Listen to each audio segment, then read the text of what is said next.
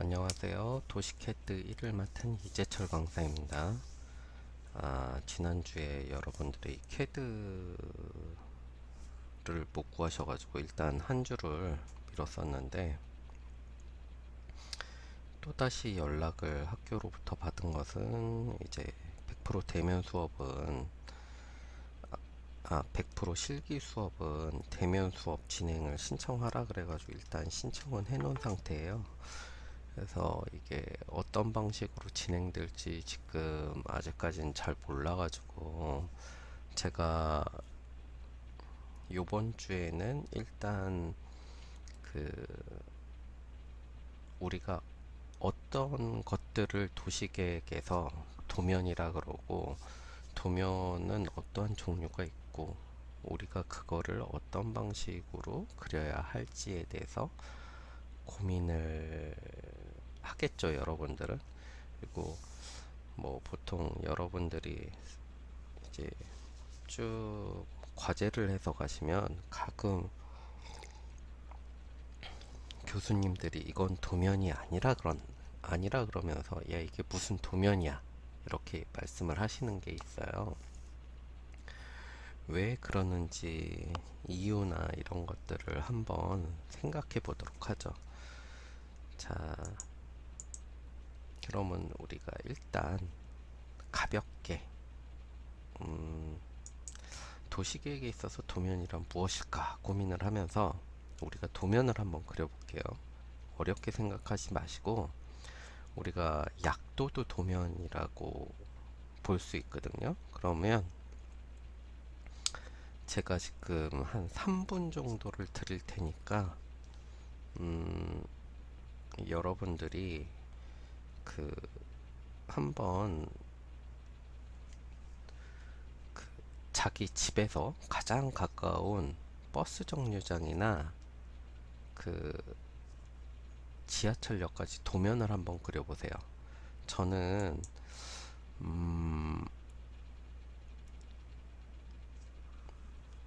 저희 집이 지금 청구역 신당동 쪽에 있거든요. 청구역에 있고, 청구역에서 제일 가까운 그 신당동 떡볶이촌 있는 데까지 도면을 그려보도록 할게요. 여러분들이 한번 그려보도록 하세요. 3분 드릴게요. 그리세요.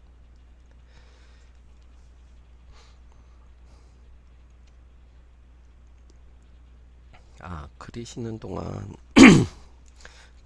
동안 여러분들이 제가 몇 가지 주의사항을 드릴 테니까, 아마 제가 이제 비대면 강의를 하지만 일단 매주 같은 날 수업을 들으셔야 될 거예요. 그리고 오늘이 지나면 내일까지는 이제 내일 지각으로 되고 그 다음엔 결석으로 될 거예요. 3일 후부터는. 그런 식으로 아마 제가 강의 세팅을 해 놓을 거고, 될 수 있으면 오늘 들어주시는 게 좋을 거예요. 그리고 이건 제가 따로 공지를 한번 드릴 거고, 캐드 책을 꼭 사야 되느냐 안 사셔도 돼요. 제가 프린터로 다 드릴 거고, 만약 사시고 아마 시험을 보신다 그러는 분들은 아마 사셔야 될 거예요. 제가 가르쳐 드리는 거 이외에도 필요한 것들이 있으니까, 저는 시험을 위해서 가르쳐 드리는 게 아니라 우리 과에서 도면을 어떻게 하면 편하게 그릴 수 있는지에 대해서를 가르쳐 드리는 것이기 때문에. 그리고 여러분들의 출석 체크나 이런 것들을 좀 고민을 하다가 매주 제가 이런 식으로 말씀드릴 거예요. 수업 중간중간에 오늘은 어떤 단어를 쓰세요 이렇게 하면, 제가 링크 걸어놓은 유튜브 들어가서 이름, 학번, 그 다음에 제가 말씀드린 그주그주 단어를 적어 주셔야 출석 인정이 돼요.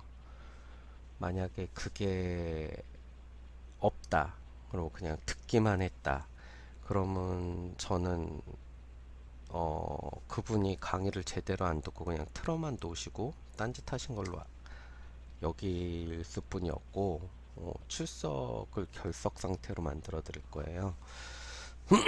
그러니까 지금 제가 미리 수업 시간 지금 약도를 그리는 시간에 미리 말씀드리니까 그거를 꼭 기억하고 있다가 수업 끝나면 유튜브 들어가셔가지고 이름, 학번, 그 다음에 그 제가 구주구주 말씀드린 단어를 하나를 적어 놓으시면 돼요.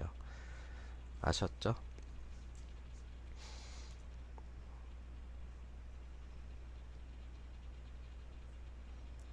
음, 자, 이제 3분이 다 돼가는데 다 그리셨나 모르겠네요. 네, 3분이 됐습니다. 저는 이런 식으로 그렸어요. 자, 여러분들이 그린 도면이랑 뭐가 좀 틀릴까요? 음, 아마 여러분들이 그린 거에는 지금 요 방위표하고 요 스케일바가 없을 거예요. 보통 이게 없으면 아마 도면이라고 안 해요. 그리고 지금 약도라 그러는데 제가 여 옆에 뭐 따로 그린 게 없거든요. 근데 도면이라 하려면 원래 여기 범례표가 이렇게 들어가야 되겠죠. 그래서 범례표로 해서 뭐 공원은 어떤 표시, 기호로 다 표시가 되죠. 우리가 공원은 어떤 표시, 뭐 이런 식으로 해서 범례표가 들어갈 거고,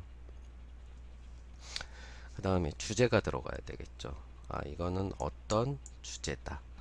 요번 시간에는 뭐 보통 도면 이름, 범례표 요거는 좀 잘 찾는데 여러분들이 좀 제일 약한 게 보시면 음, 이런 것들이에요.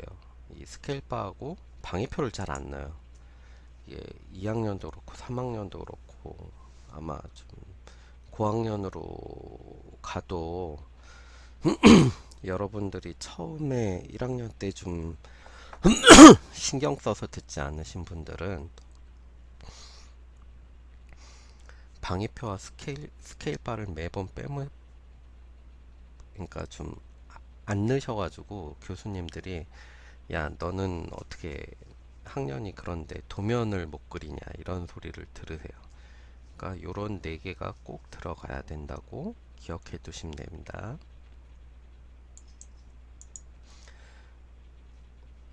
어, 이게 안 지워졌네요.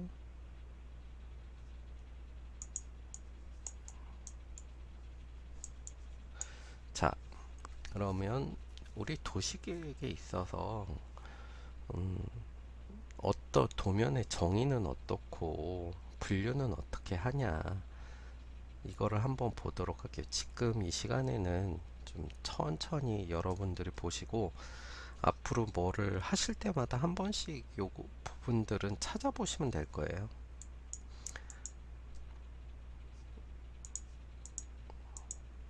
일반적으로 도시계획에 있어서 도면이라 하면 국토의 친환경적이고 계획적인 보전을 이용하게 유도하기 위해서 환경성과 그 종합적으로 평가해서 전국을 5개 등급으로 나누고 색채를 관리하는 지형도를 표시한 거죠.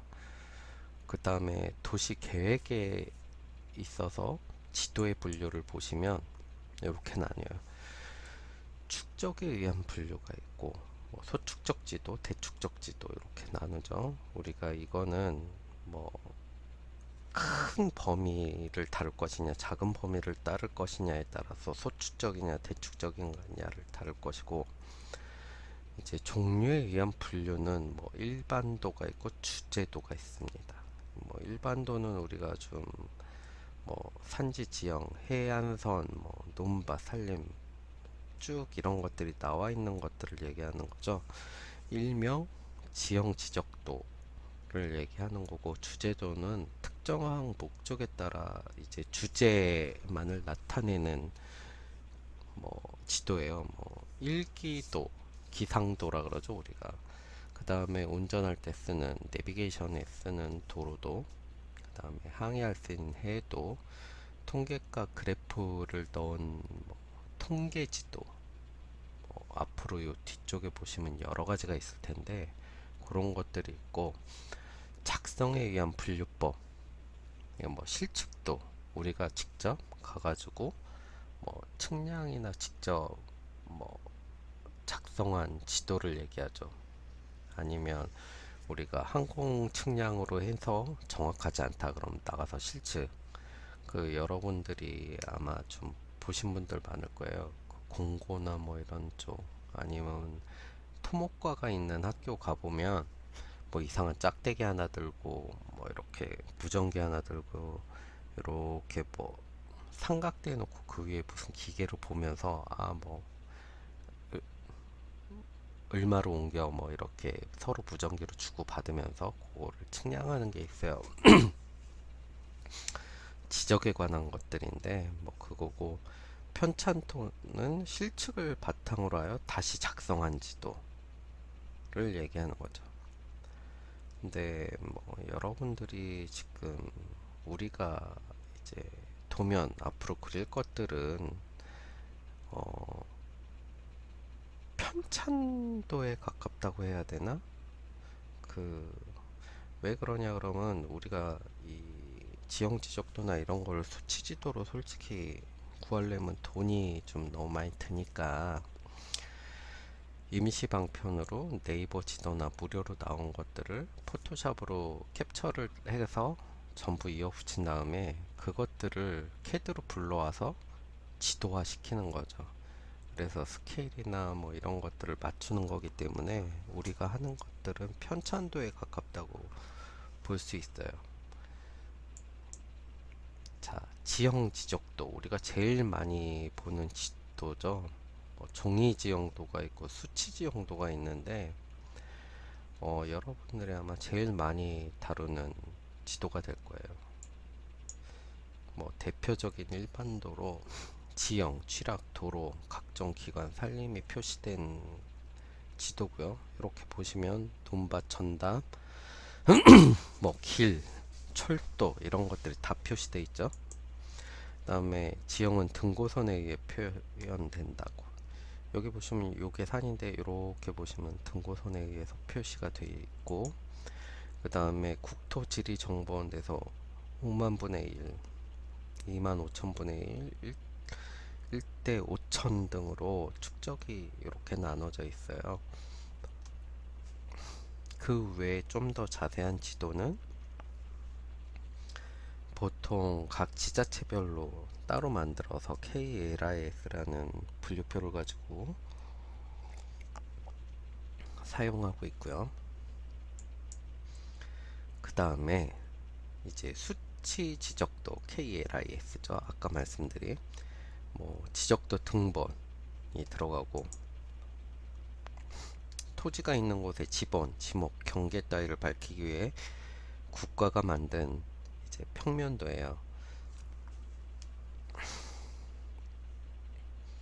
이게 맨 처음에 이제 수치 지적도 전에 지형 지적도가 왜 만들어졌나?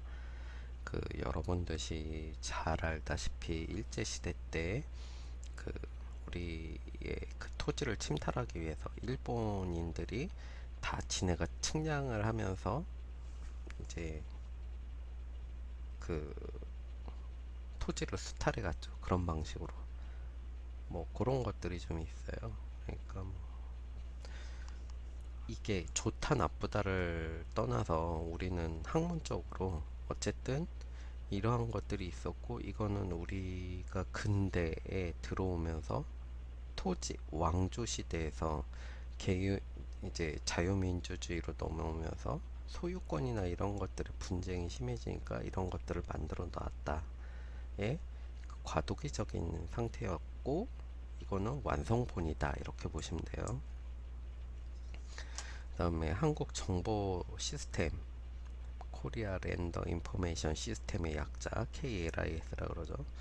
국토해양부에서 토지 행정 업무를 위해서 이제 뭐 자료를 일괄 관리하기 위해서 만든 거예요. 그래서 여러분들이 아마 그 엔지니어링 회사나 뭐 이렇게 좀 가셔도 제일 많이 보시는 도면이 KLIS 지형 지적도 요 두 개가 될 거예요. 아마. 학생 때는 지형 지적도 KLIS까지는 아마 잘 안 보실 거예요. 이게 좀 비싸가지고 잘 외부로 나오는 도면도 아니고. 그 다음에 그 밖에 주제도라 그랬죠. 네. 여러분들이 이제 개발 사업이나 이런 것들로 하실 때 양평에 우리가 뭘 개발해야 되겠다. 그러면 이런 것들을 좀 보셔야 돼요. 국토 환경 평가도 국토의 친환경적인 계획 보전 발전을 위해서 종합적으로 평가하여 5개 등급으로 분류하고 있고, 뭐 녹색일수록 높은 곳이니까 여기 안 되겠죠, 개발이. 그리고 5등급은 낮은 데니까 되겠죠. 그리고 여기 보시면 뭐 상수도 보호구역이냐 뭐 이런 생태환경적 핵심 보전지구냐 이런 것들이 있어서 이런 등급이 높은 지역은 아예 개발이 안 되게 돼 있어요. 그러니까 여러분들이 이게 개발이 되냐 안 되냐를 볼 때 뭐 국토 환경 평가도를 제일 먼저 찾아보시면 아마 가장 간편하게 여기가 된다 안 된다를 구분하실 수 있을 거예요.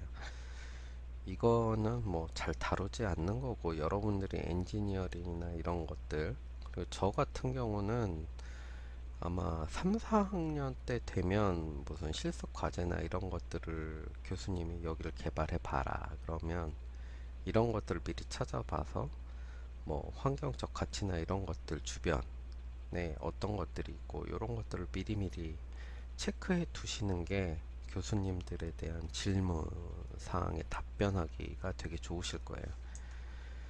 생태자연도 비슷한 거고요. 각종 개발계획 수립 시 이제 환경, 멸종 위기 식물 아까 그거랑 비슷한 거죠. 근데 요거는 좀 더 디테일하게 그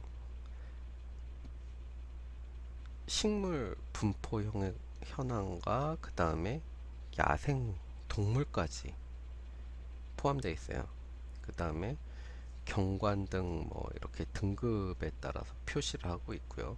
얘도 등급이 높으면 아마 개발이 안 되겠죠. 여러분들 보시듯이 녹색이 진할수록 안 될 거예요. 그냥 보셔도 알 거예요. 그 다음에 녹지자연도, 뭐 녹지자연도는 인간에 의해서 인위적으로 개발되는 이제 자연이 어떻게 변화되냐를 알아보기 위해서 만든 것이고요. 그걸 10개 등급으로 표시를 했어요. 왜 이렇게 디테일하게 했을까요? 그러니까 개발이 되고 안 되고에 대한 디테일한 그런 것들을 만들기 위해서 이제 만들어 놓은 것이죠, 우리가. 그러면 뭐 개발이 된다 안 된다, 어디를 개발할 것인가에 대해서 고민할 때 이제 디테일한 쪽으로 내 땅이 어디 정확하게 해서 요게 될까 안 될까에 대한 고민의 기준점이 되는 거죠. 요 위에 앞에 했던 세 개들이. 자, 보시면 아시다시피 KLIS나 이런 것들은 잘 보시지만 뭐 제가 약간 잘렸을 수도 있는데 이렇게 방위표, 범례표, 스케일바 무조건 3개는 들어가야 돼요. 도면에서. 그리고 이 지도가 뭘 나타내는 건지 제목도 꼭 적어 주시는 게 도면이다, 우리가 도면이라고 부를 수 있다, 이런 것들을 늘 기억해 주시면 좋겠어요.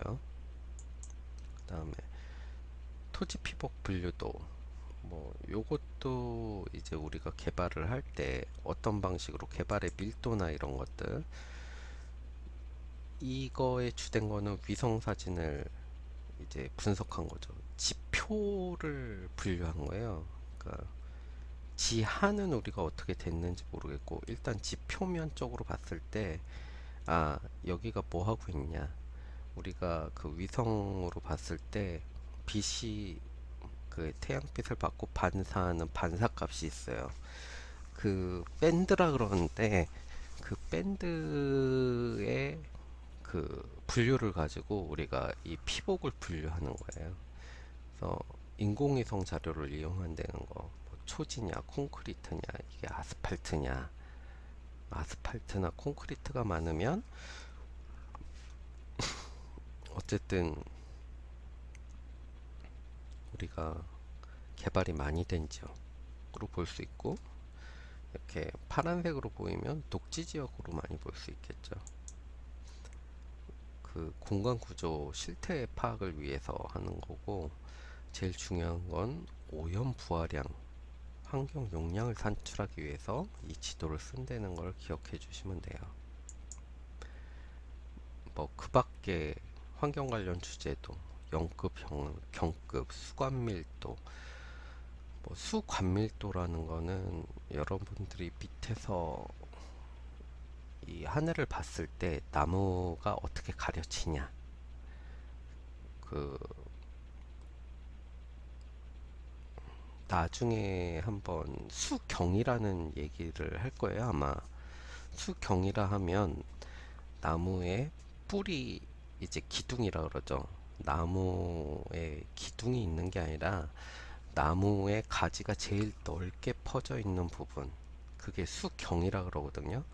그 부분들이 어떻게 촘촘히 돼서 연결돼 있나에 대한 것들을 나타내는 거예요. 식생지수, 뭐 비오톱 지도, 토양 지도, 지질 지도, 뭐 음영 기복도 이렇게 나오는데, 음영 기복도는 우리가 만약에 개발할 지역들이 뭐 경사가 어느 정도 되냐에 대한 거고, 그리고 여기 보시면 지질도, 요것도 의외로 중요하죠. 왜? 너무 땅이 무른 지역이나 이런 데 도시를 세우면 어떻게 될까요? 시간이 지날수록 내려앉겠죠.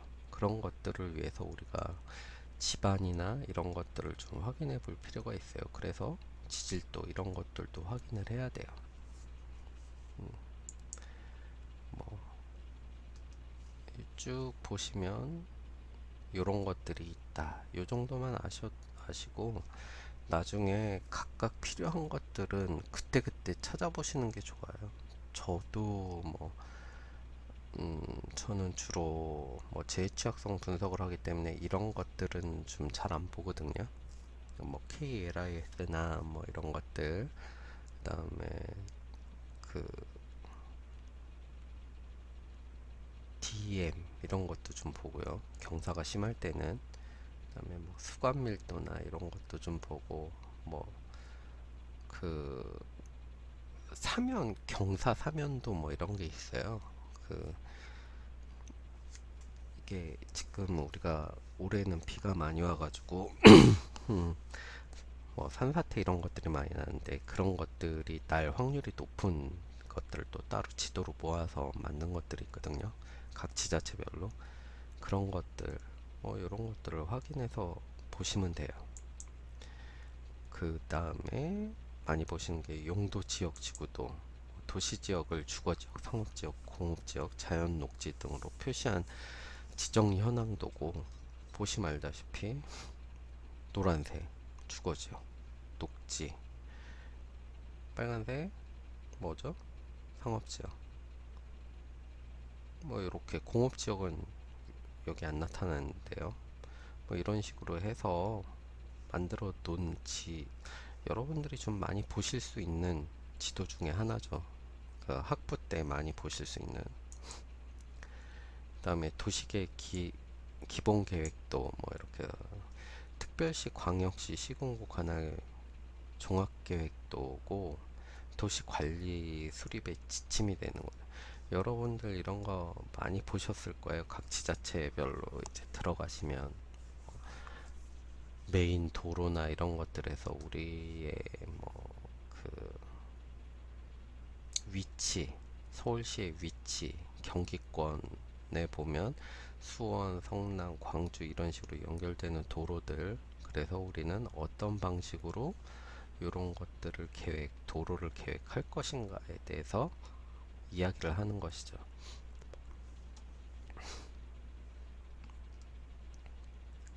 도로나 철도, 요게 아마 철도예요. 그러니까 여러분들이 요런 거 간선도로나 뭐 요런 것들을 보시면서 앞으로 어떤 방식으로, 왜 밀도가 많은 지역은 도로망이 많이 뻗어나가겠죠. 여기 보시면 부산, 청도, 김해 이쪽은 도로가 좀 많이 나가죠. 여기 부산 연결되는 부산 이런 쪽은 어떻게 개발 밀도가 높겠죠. 요구가 심하단 말이에요. 그 다음에 서울 방향으로 가는 쪽도 뭐 좀 그러겠죠. 그 다음에 중심시가지 이런 식으로 하면서 우리가 어떤 방식으로 좀 더 도시를 뭐 이뤄 나갈 것인가에 대한 고민들을 해보는 거죠.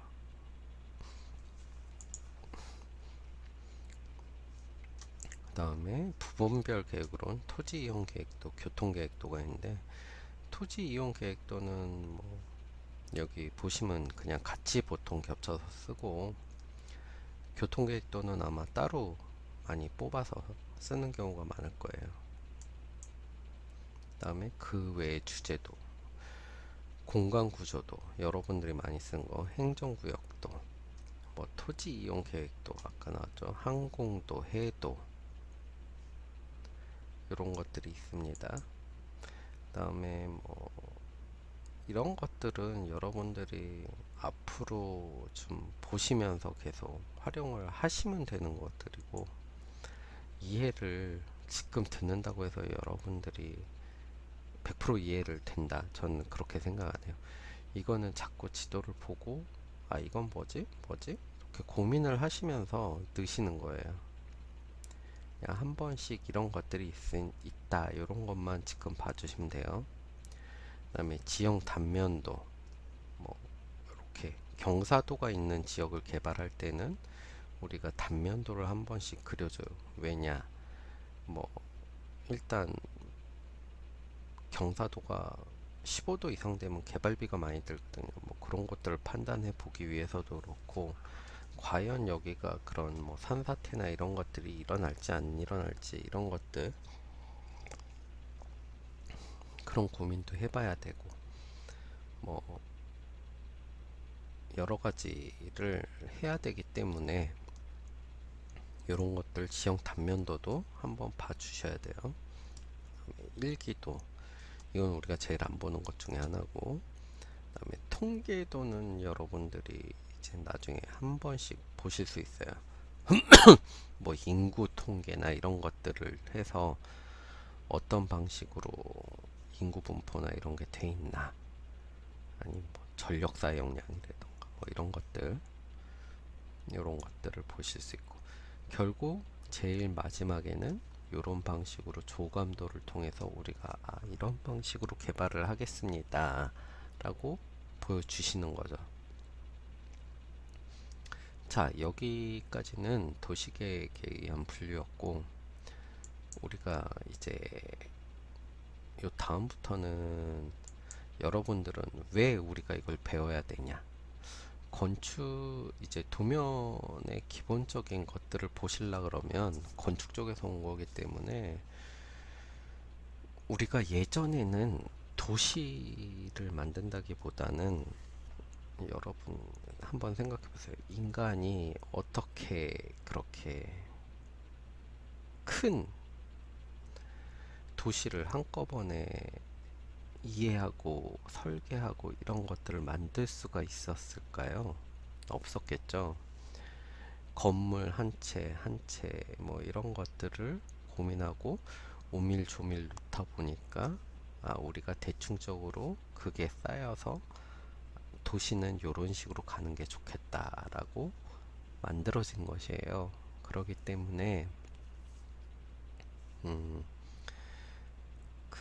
우리는 이제 평면도나 기본적인 건축 도면을 이해를 해야 돼요. 왜? 여러분들이 공무원이 될 수도 있고, 공무원이 돼서 이렇게 딱 가져왔는데, 이거 문이 좀 잘못 난 것 같은데요. 이제 출입구가 잘못될 것 같은데요. 그러면 왜 그러시죠? 건축 쪽에서는 무조건 우겨요. 그럼 여러분들이 건축 계획적으로 봤을 때 요러요러한 면을 봤는데 뭐 이거는 북측보다는 남쪽으로 빼시는 게 좋지 않겠냐, 뭐 이런 코멘트를 달 수도 있는 것이고 여러 가지 얘기를 할 수 있는 것이거든요.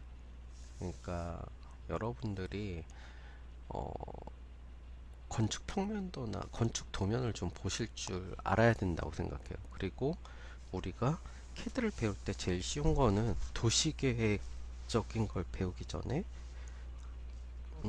선 뭐 이런 것들을 배우면서 건축 도면을 먼저 그릴 거예요. 뭐 이렇게 복잡한 것까지는 아니겠지만 여러분들이 한번 그려 보셔야 되는 거기 때문에 제가 이제 설명드리는 거고, 여러분 이게 지금 보이는 평면도인데 평면도의 특징이 뭘까요?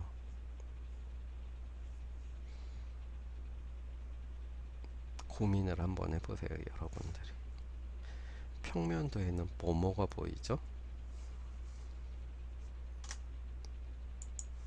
여기 보시면 개구부라 그러죠. 문도 보이고 창문도 보이고 그 다음에 기타 집기들도 다 보이죠. 그 다음에 계단도 보이고. 자, 이거를 다 보이려 그러면 우리가 어느 정도에서 이제 잘라야지 이 것들이 다 보일까요?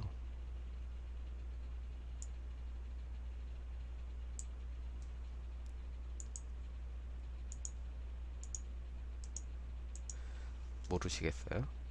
자, 생각을 조금 해서요.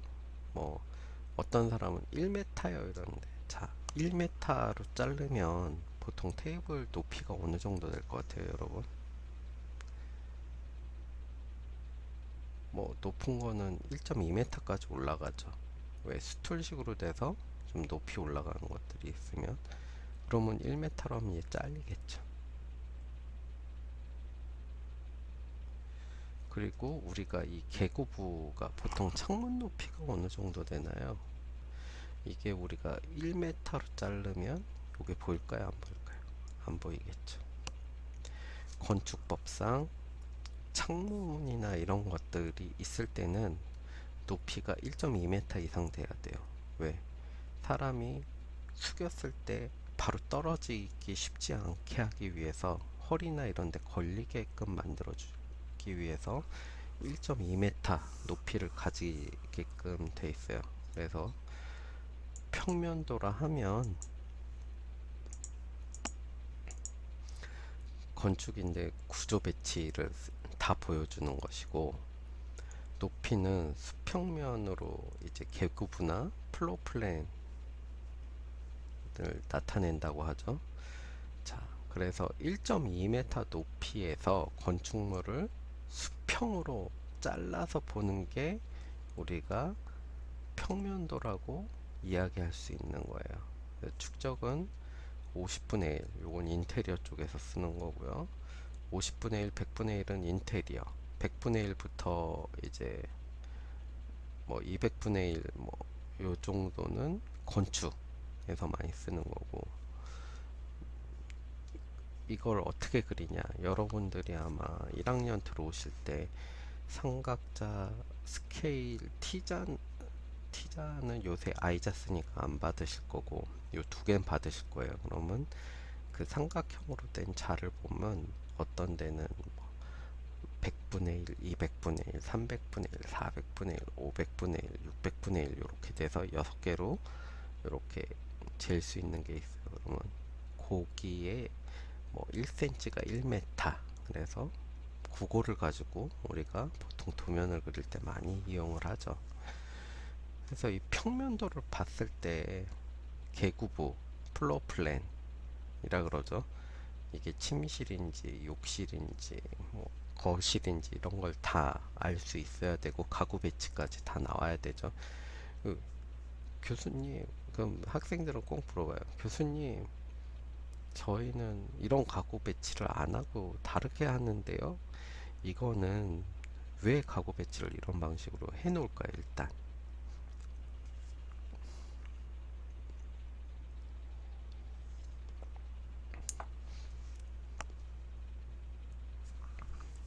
모르시겠죠?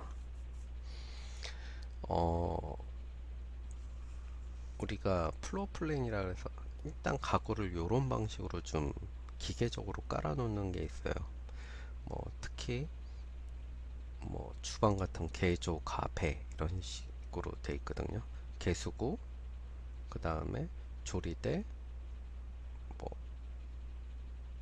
개조, 가열대, 배선대 이렇게 해서 네 가지를 위주로 이렇게 만들어 놔요.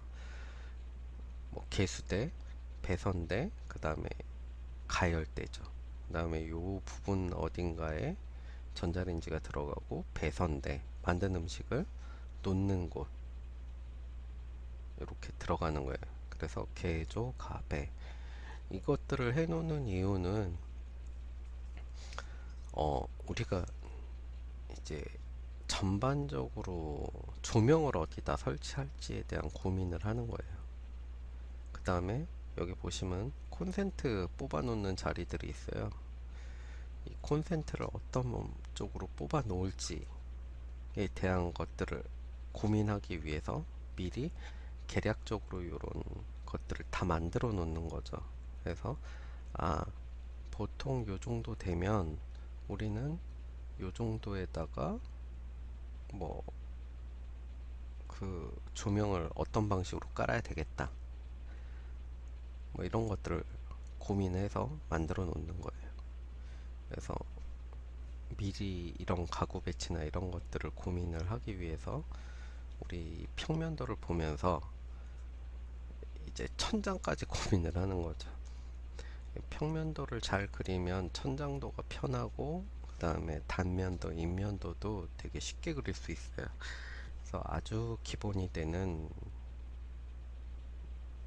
뭐 도면이라고 얘기할 수 있죠. 그 다음에 인면도, 어떤 면을 수직투상도 이렇게 보시면 아시다시피 딱 봤을 때 서 있는 모습을 그대로 수직으로 보시는 거예요. 여기 배면도는 뒤에서 본 모습이고 우측면도, 좌측면도 이렇게 나오겠죠. 정면도 이런 것들을 이제 보면서 그리는 건데 이걸 왜 필요로 하냐? 평면도만 보고 우리는 입체적으로 이게 어떤 모양이지 이렇게 구분이 안 돼요. 그렇기 때문에 아, 전체적인 인면을 한번 보고 평면과 인면을 맞춰서 3D적인 입체감을 그 뭐라 그러지? 상상해 내서 그리기 시작하는 거예요. 그런 것들이 있어요. 그리고 여러분들이 혹시라도 뭐 건축과나 이쪽으로 수업을 좀 들어두시는 게 좋을 것 같아요. 저 같은 경우는 추천을 해요. 뭐 건축, 그 다음에 도시계획 요거를 하시면서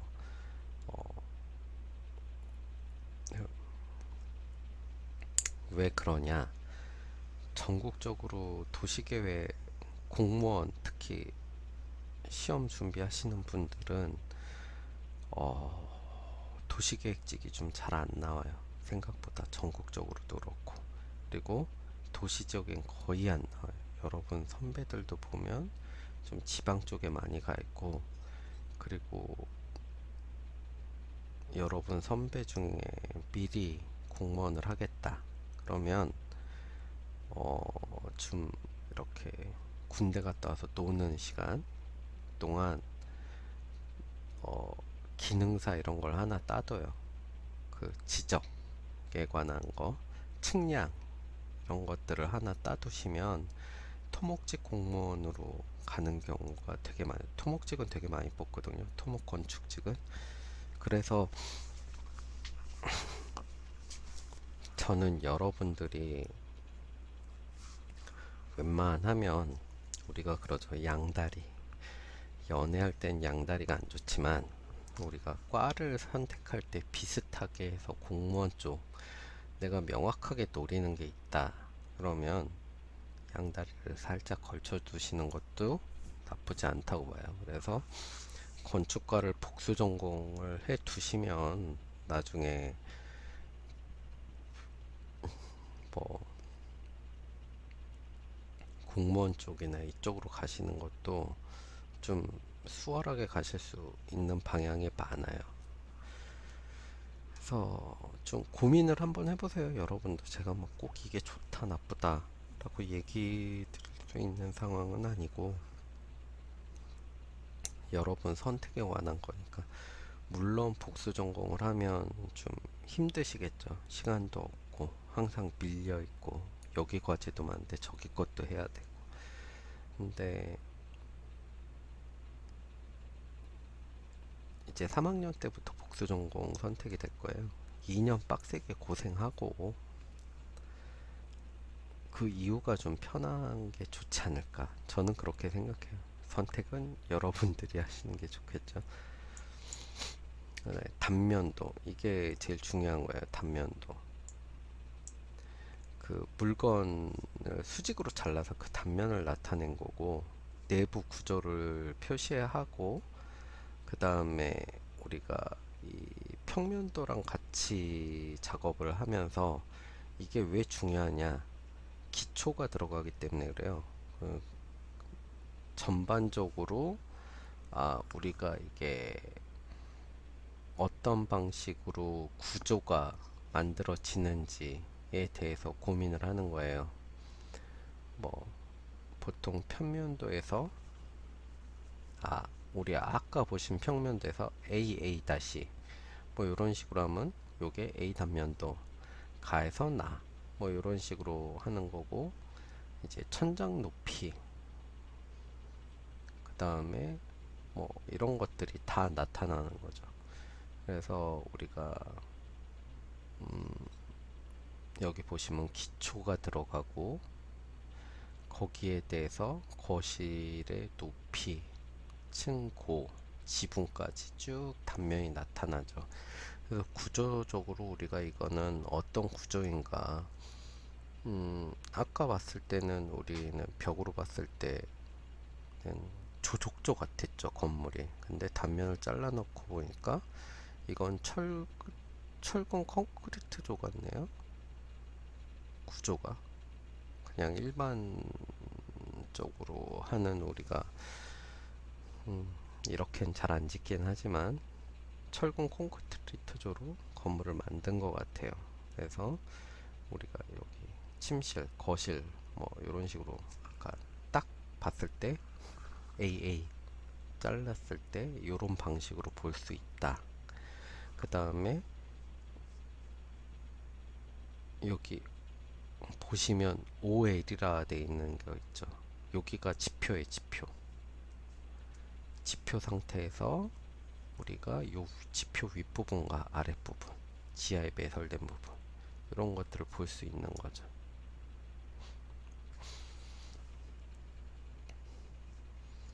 이거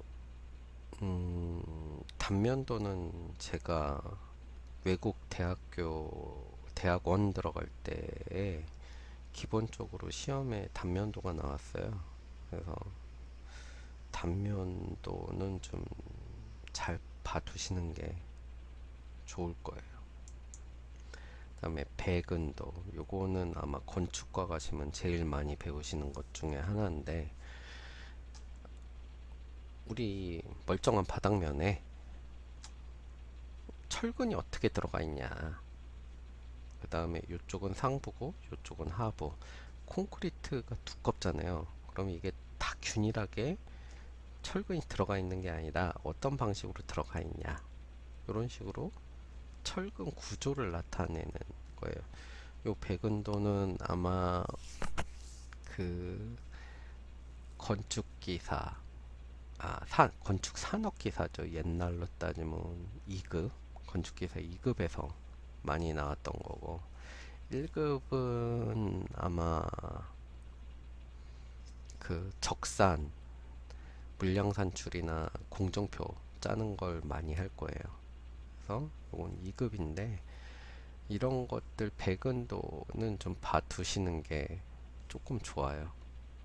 어, 건축가나 이런 애들이 사기칠 확률이 제일 높은 곳이기 때문에 이런 것들을 좀 보면서 야 그럼 배근을 그렇게 하면 안 되잖아 이렇게 얘기를 하면 애들이 섬찟 놀랄 거예요. 뭐 이런 거 한번 봐두시면 되고, 그 다음에 여기 보시면 슬레이브, 요거는 그냥 바닥면을 얘기하는 거. 벽, 연결, 보. 여기서 보라 그러면 요 옆에 점선으로 보이시죠? 기둥과 기둥을 연결해 주는 것들을 보라고 얘기해요. 표시를 이런 식으로 해주고, 그러니까 기둥이 박혀 있고, 이건 지금 슬레이브에 대한 배근도를 나타내는 것이고, 요 단면도를 나타내서 위아래 철근이 어떤 방식으로 박히냐를 보여주는 것이고, 전체적으로 봤을 때는 이런 방식으로 된다 라고 보시는 거죠. 슬레이브니까 이건 바닥면이고 요거는 기초.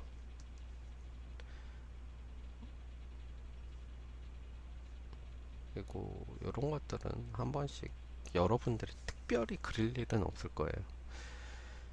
만약 그려야 된다 그러면 이제 좀 골치가 아프신 거죠. 여러분들이 생각보다 이게, 근데 이것도 그리다 보면 구조적으로 이게 막 어려운 게 아니라 기계적으로 딱딱딱 나오게 돼 있어요. 이형 철근 간격은 뭐 몇 센치 간격으로 하니까 찍어 주시면 되고, 자 여기서는 응력이 작으니까 넓게 배치해도 되고, 넓게 요거 중심으로 갈수록 요 잡아주는 데서 머니까 철근을 촘촘히 배치해서 강도를 높인다 라는 개념이에요. 그런 것들을 보기 위해서 그리는 거니까 뭐 좀 그냥 한번 이렇게 보시고 아 이런 것도 있구나 생각하시면 돼요. 상세도 이제 여러분들이 제가 아까 보셨지만 조족조는 이런 방식으로 들어가게 되겠죠. 시멘트 블록, 요게 시멘트 블록의 큰게, 그 다음에 여기가 그 단열층, 그 다음에 요 앞이 벽돌, 벽체가 들어가는 거죠. 뭐 보통 시멘트 블록으로 할 수도 있고 벽돌로 할 수도 있는데 조족조는 보통 이런 방식으로 많이 써요. 그래가지고 1.5B 공간 쌓기라 그러죠. 그거는 지금 요런 걸로 설명드리기에는 좀 힘들고 나중에 만났을 때 한번 뭐 물어보시는 분이 있다면 설명드릴 기회가 있을 거예요. 뭐 건축 설계에서 20분의 1로 단면 상세도라고 하는데 이거 물량 뽑거나 시공할 때 조금 디테일하게 해야 되는 부분들, 이렇게 뭐 앙카가 박힌다던가 이런 것들, 철물이 박혀가지고 어떤 방식으로 해야 되는가에 대한 것들이 나와 있을 때 세부적으로 우리가 따로 도면을 그려요. 그래서 이런 방식의 도면들을 그리는 거예요.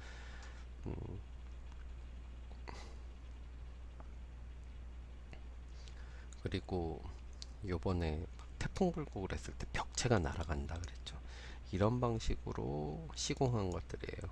뭐 붙임 벽돌이라 그래서 여긴 돌을 붙였는데 벽에다 앙카를 대고 걸쇠를 걸어 가지고 돌을 이렇게 연결을 한 거죠. 그러면 요 떠진 상태에서 물이나 이런 것들이 스며들어도 일로 떨어지겠죠. 그렇기 때문에 뭐 방수나 이런 거에 효과가 있다 그래서 이런 것들을 했는데, 이런 것들이 지금 핑크 아이소 좀 이 단열재를 밖으로 붙이는 방식으로 이렇게 한동안 시공을 많이 했어요. 그럼 바람이 불면 어떨까요? 돌은 그나마 무거워서 좀 버티는데 이런 것들은 플라스틱이나 핑카이소 같은 경우는 여러분들이 아시다시피 센 바람이 불면 요 정도 걸어놓으면 이게 떨어져 나가겠죠. 그래서 태풍이 왔을 때 벽면이 떨어져 나갔다. 저게 날아가네. 그러면 여러분들은 기본적으로 시공을 이런 방식으로 했다고 생각하시면 돼요. 그러니까 뉴스나 이런 거를 봤을 때 건축물이 어떤 상태다라고 얘기를 하면 기본적으로 저 같은 경우는 느낌이 오죠. 이런 방식으로 했겠구나. 저게 왜 날아가지? 뭐 교수님 왜 벽이 떨어져요? 이렇게 물어보는 학생도 있는데 벽 자체가 무너져서 떨어지는 것보다는 이런 걸쇠 부분을 해서 가벽을 세워놨던 것들이 날아가는 거예요.